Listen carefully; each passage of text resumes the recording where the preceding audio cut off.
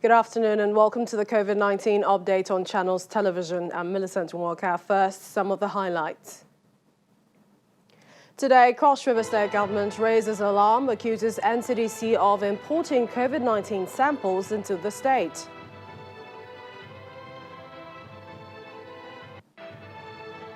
Nigeria records highest coronavirus infections recorded following new cases in 20 states and the Federal Capital Territory.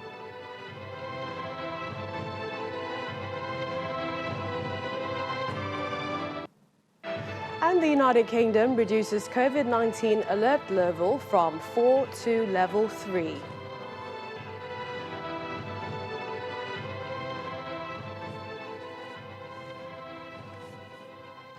Nigeria has recorded its highest daily COVID-19 infections of 745, bringing the total number of confirmed cases to 18,480. Of that number, 6,307 patients have been discharged, and sadly, the country has lost 475 people to the virus. The new cases were recorded in 20 states and the FCT, with Lagos having 280 cases, Oyo 103, Ebonyi 72, at the FCT 60 cases, Imo 46, Edo State 34, Delta 33, Rivers 25, Kaduna 23, Ondo 16, Katsina 12, Kano 10, Bauchi 8, Borno 7, Kwara 5, Gombe 4, Sokoto and Enugu 2 cases each, 1 each in Yobe, Osun and Nasarawa states. The states with the highest cases in the 6 zones are Lagos in the southwest with 7,896, the FCT in the north central with 1,451 cases, Kano tops in the northwest with 1,170 cases, Edo State displaces River State in the south-south zone with 729 cases, Borno tops the table in the northeast with 464 cases, while Ebonyi leads once more in the southeast with 234 cases.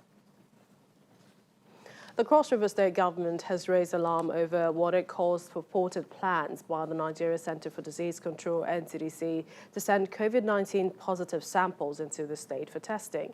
According to the government, it intercepted a memo addressed to the Nigerian Navy Hospital Calabar, informing them of the federal government's intention to train users to handle the gene expert machine at the hospital without informing the state through its Ministry of Health. We received a leaked memo that was written to the Nigerian Navy Hospital, Calabar, informing them of the federal government's intention, that's the Federal Ministry of Health's intention, to train users of the gene expert machine that has been lying fallow at the Nigerian Navy Hospital in Calabar. And the letter states that test kits, cartridges, are going to be sent to the hospital, over 200 cartridges, to the hospital, the Nigerian Navy Hospital Calabar, by the NCDC to use as training for the test run training. Meaning that in the course of training the trainees, they will have to see positive test samples, what they look like, and negative test samples, what they look like. What is the implication? That they will be importing some positive test samples that will be shown to the trainees in the course of the training alongside the negative test samples. And so we are worried about this purported plan to ensure that positive test kits are sent to our state through the Nigerian Navy Hospital. Well, let's now look at some of the issues surrounding the COVID-19 pandemic fight. Joining us in our Lagos studio is Dr. Shalom Oni. He's a public health physician. Thank you for joining us on the program. Thank you very much, Ms. Jens. I'd like to begin with what you think are the high points of the 3 months in our COVID-19 fight. Well, for me, the high point has been the cooperation of Nigerians to be able to observe the lockdown when it was declared at the 3rd week of March, because Nigerians are hardworking, industrious, economical, you find them everywhere. Early to bed, early to rise, late to bed. But for them to stay indoors, because during the lockdown, I drove as an essential service provider. Everywhere was quiet. So for me, that resilience, that cooperation, for us to be able to curtail the spread at the initial period, for me, is a high point. So the data we're getting, the science, which they're saying is driving some of our decisions in the pandemic response, would you say that they're working? Well, the data are instructive. They are working. But I think where we have the challenge now is the speed of interpreting the data and acting database, ensuring that your actions are prompted by the data you are getting. That speed, it's what is lacking. And not only that, the resources. When I mean resources, the most important resource in pandemic response is funds. So the funds and the speed of action, for me, that's where we need to tidy up. Let's look at our supplies. There's a lot of speed, from 2 to 38, and it's also counting. Reagents are being supplied across. The Presidential Task Force has told us about PPEs that are being spread across hospitals in the country. Over the next few weeks, the NCDC says it's expanding testing capacity, also using the Gene Expert machines. Tell us how that machine can really boost and ramp up our testing capacity. Well, first of all, kudos to NCDC for increasing the modular laboratories. We started with 2, and now we're on 38. However, Gene Expert machines have been in use nationwide for the test of tuberculosis, but that's the diagnostic gold standard test for tuberculosis. So it's there already. For us to be able to improvise and use that in assisting us, to get a standard, specific, and qualitative result for COVID-19 is going to help us a lot. Because almost all the general hospitals, especially the flagship, the top general hospitals nationwide, have Gene Expert machines. So to bring those machines on board, in conducting COVID-19 testing, is going to help us a lot. For me, it's a step in the right direction. All right, we'd like to thank you, Dr. Shalom Oni. Thank you for joining us on the program. Thank you very much. Sir, the shop. How can we take inside? This shop is open without government directing to charge the This shop is open without government charging the The members of the Abia State Inter-Ministerial Committee on COVID-19 paying an unscheduled visit to Aba to monitor compliance as the number of cases rise in the state. The enforcement visits led to the sealing of a church along Jubilee Road, as well as the Electronic Plaza in Ariaria International Market. Chairman of the committee and secretary to the state government, Mr. Chris Ezem, who led the team, expressed worry over the level of compliance to COVID-19 prevention guidelines and appeals to residents to take the fight against the disease seriously.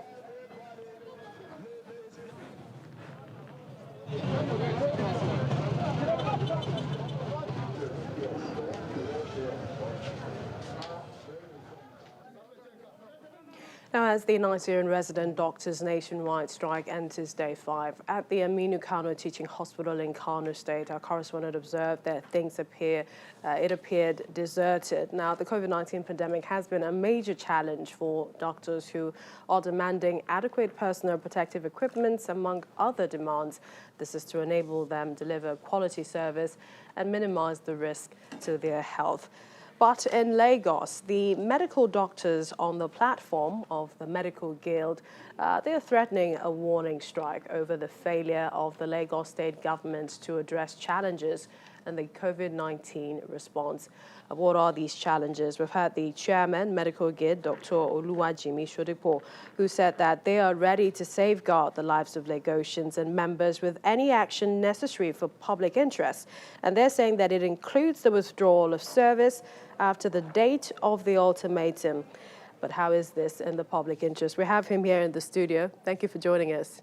Good afternoon. Nice to be here. All right. So tell us, first, give us an idea of the scope of the Medical Guild. Who are they? How many are they in Lagos? Okay, thank you. The Medical Guild is an association that comprises of all medical doctors that work for the Lagos state government.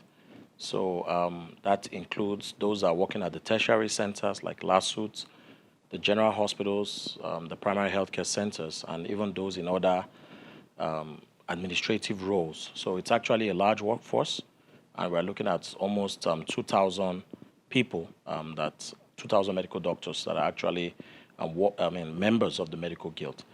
And I mean, it has been at the forefront also partnering with the government in terms of the COVID response. And well, over time, we've discovered that we had some challenges. First and foremost, those challenges had to do with the COVID response in itself. I mean, we're just reading out some of the data that shows that the number of cases are increasing. And of course, Lagos remains the epicenter of COVID in Nigeria. We know that, I mean, the government has played a role. I mean, we need to commend the government. They've tried to ramp up testing. But what we have suggested is that COVID does not really wait for us to do one thing before it takes another action. As we speak, a lot of situations are going on that could also increase, the number of cases of COVID. And more worrisome for us is that we're seeing an increased mortality. That is, number of people that are dying for COVID. So we're raising an alarm because we wanted to be included in the COVID response. I've been here before, and I try to make a point that the medical guild is comprised. I mean, when you talk about 2,000 doctors, you're talking about professionals here. So we also wanted to be involved officially as part of that response, because that way we have a holistic picture. We could give some idea of what is going on, and we could actually act on that. We also wanted a situation where the challenges with personal protective equipment, it may not really be in availability, but how do we properly deploy them? How do we properly ensure that we have a uniform? As I explained, we're talking about tertiary, secondary, primary. How do we ensure that that is really sorted out across board? And for testing, yes, testing has been ramped up. We need to commend the government for that. It's an expensive process. But we also need to ensure that that ramped up testing makes an impact. And the only way it can make an impact is let's quickly test, let's quickly get our results, and let's prioritize. So, for example, we've said that healthcare workers have to be prioritized. And some people have asked why. I mean, you're probably not more, we're all human beings and everybody has to survive. But we've tried to explain that once you have healthcare workers being affected, it's going to affect the morale down the line. And then you have people stepping back instead of stepping forward to combat this pandemic. We also want a situation where we don't have nosocomial spread within the hospitals. So let's get the results quickly. And therefore, even patients that are in the hospitals, let's have a system in place where we could quickly test them, quickly get their results, know how to contact trace, and then build on that. So those have been some of the challenges. And of course, last but not the least, okay. Yes. Okay, the last one. Last but not the least, I mean, we are aware that the federal government had entered into some form of negotiations with their own healthcare practitioners, especially as regards things like life insurance, the fact that we're having increased hazards to the healthcare practitioners. That's what I was going to ask. Yeah. With all of these things you've said, what has the Lagos State government said to you? Well, following the notice that we gave out, I know that this week we've had 2 meetings. We had a meeting with the head of service and some of the permanent secretaries where these issues were discussed. It's our hope that that would actually lead to something more positive. We also had a meeting yesterday with the Ministry of Health and the Ministry of Establishment. Our point had been that some of these challenges, we know COVID is an evolving thing, but we need to communicate. We don't want to get to the level where we are with other parts of the country because this is the epicenter. So even a day without all the medical practitioners on the field, you could imagine the kind of situation that we could face. And that's why we're also using this opportunity to call out, the government. We know that some efforts have been made to reach out to us, but we need to build on that and have a consensus before the 26th of June when that ultimatum, is going to expire. All right, and we've been told that medical workers are the last line in this fight. We'd like to thank you, Thank you. Dr. Olujimi Shudipo. Thank you for joining us on the program. Thank you. It's nice to be here. Thank you. We have more on the COVID-19 updates when we return.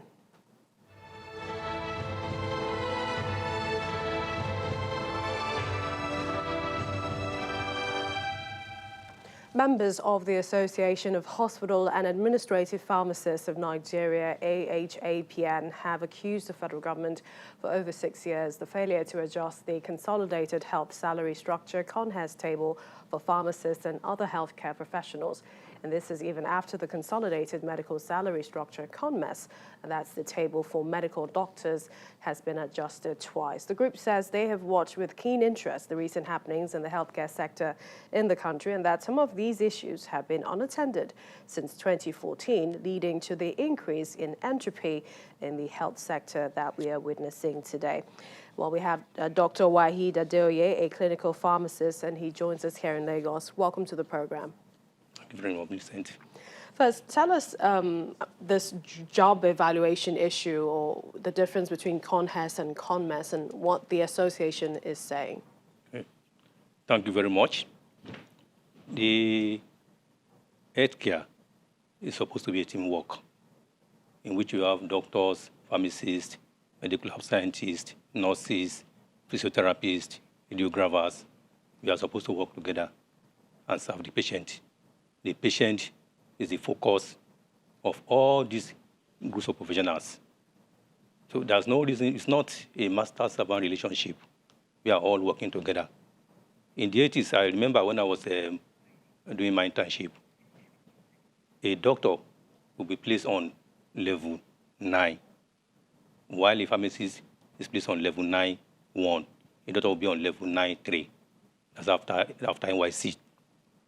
It was like that until Professor Luke Ranzon-Kuti came in as Minister of Health and introduced this decree, differences in salary scale, one for doctors, one for others. And you're saying that the Association of Pharmacists have been telling the federal government to make this adjustment, and this hasn't been done? We have been doing that. We've been working together with all other healthcare professionals. We have a union, which is we call it JOS, Joint Sector Union. We've made the government in 2014. They had negotiations, but there was no way forward. So there is a discrimination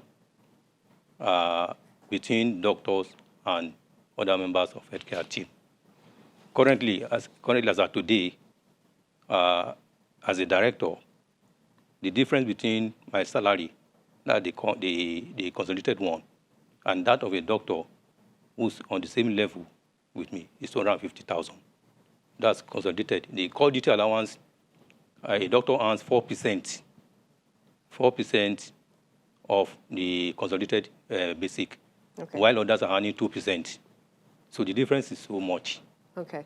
Dr. Adeoye, now, is the association threatening to go on strike? A lot of people are wondering what's happening because we're facing a pandemic.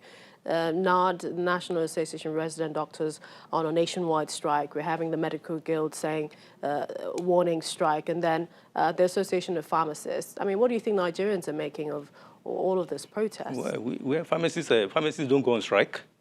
They don't go on strike. We don't have any plan to go on strike.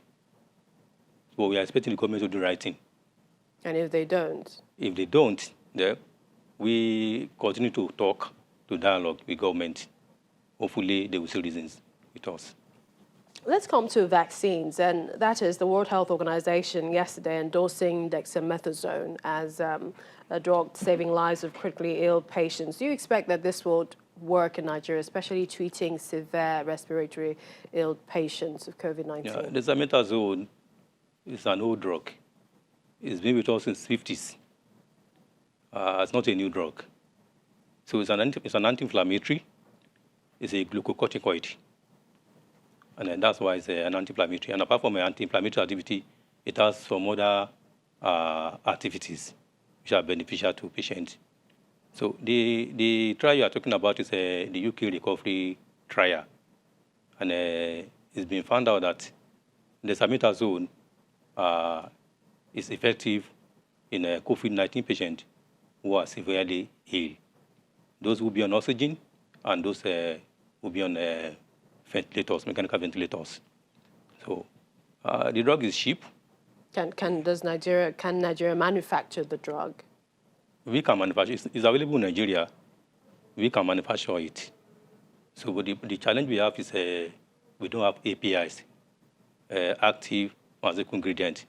But with APIs coming from, if it's imported, is something that's something that we can do. So it's very cheap. All right. Perhaps finally, maybe in just a few seconds, how would you, what's your observation of the COVID-19 fight in Nigeria? The number is increasing. We are supposed to have protective measures in place. Nigerians are not complying, and there's no enforcement.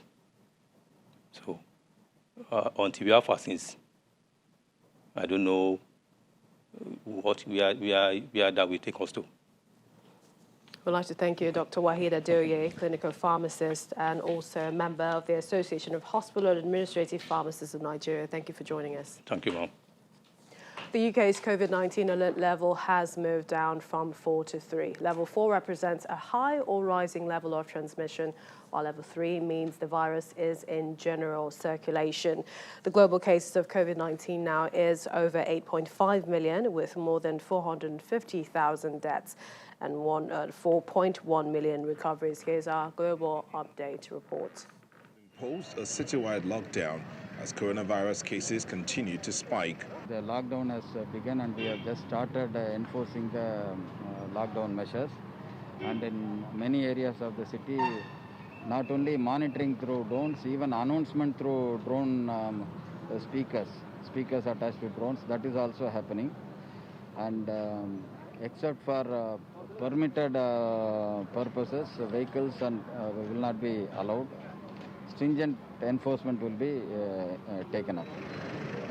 Police set up about 288 checkpoints around the city of 15 million residents, and they plan to use drones for monitoring residents and make important announcements.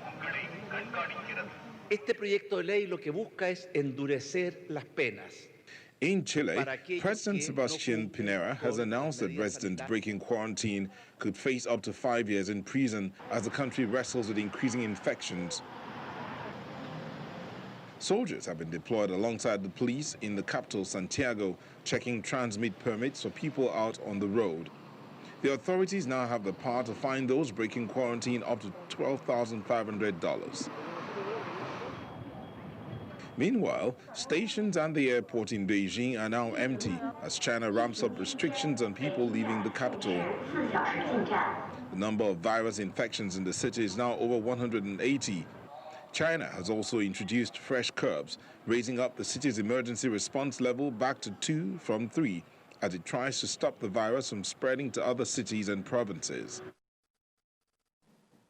But just understand we have Daniel Winter, a DW correspondent, joining us from Berlin. Daniel, hope you can hear me this time. Tell us more about CureVac. How advanced are their efforts to finding a coronavirus vaccine? Well, Germany is not for sale. Those were the words of the economy minister, Peter Altmaier, who, when Donald Trump's administration back in March tried to pay $1 billion in order to take the exclusive rights for a vaccine from CureVac. And now Germany has paid its own 300 million euros in order to take a 23% stake. Now, this should help shield the company from a foreign takeover, along with a law that was developed in May, which allows the government to unilaterally block foreign takeovers of healthcare companies. Altmaier also said that this investment will help accelerate development and allow the company to take full advantage of its technology towards developing a vaccine for this virus, and noted that the government would not meddle in the day-to-day operations of CureVac. Few seconds, Daniel. Are EU countries like Germany competing against each other for the vaccine production? Well, they're trying to cooperate. So Germany, France, Italy and the Netherlands signed a deal with AstraZeneca to snap up 300 million doses of a coronavirus vaccine that they're working on. The issue is, though, that may come to nothing. It's also in a trial phase at the moment. German Health Minister Jens Spahn says it's high time, though, that Europe caught up with the rest of the world, which is also buying up production capacity for coronavirus vaccine. And with the virus having killed over 450,000 people and over 7 million infected, the pressure is on to find that vaccine. All right. Thank you so much, Daniel Winters, Deutsche Welle correspondent from Berlin. Thank you for joining us. And from the NCDC, their website has regular update on the COVID-19 regulations and guidelines, also information across the states. It says each new case is motivation to keep pushing. Each recovery is proof that we can get through this together. Also, the World Health Organization has the latest on the cases. You can take a closer look at some of the numbers in real time. Our website, channeltv.com, has the latest news. All you need to do is log on. You can access news in health, politics, Africa, and around the world. That's our COVID-19 update. Thank you for watching. I'm Millicent Walker.